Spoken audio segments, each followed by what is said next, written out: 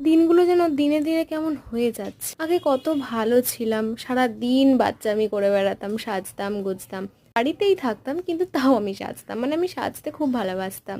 কিন্তু এখন আর সাজাই হয় না।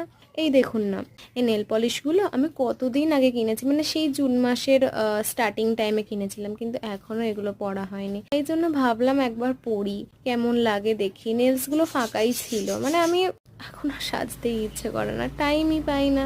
জন্যই বলে যে বড় হওয়া উচিত নয়। যখন ছোট ছিলাম তখন মনে হতো যেন বড় হয়ে গেলেই ভালো হতো, বড় হয়ে গেলে আমরা ভালো থাকবো, অনেক আনন্দে থাকবো, কিন্তু সেটা নয়। ছোটবেলাতেই যেন অনেক ভালো ছিলাম, এখনই বড় হয়ে অনেক দায়িত্ব, অনেক কিছু পড়ে গেছে, মন খুলে হাসতেই সময় পাই না।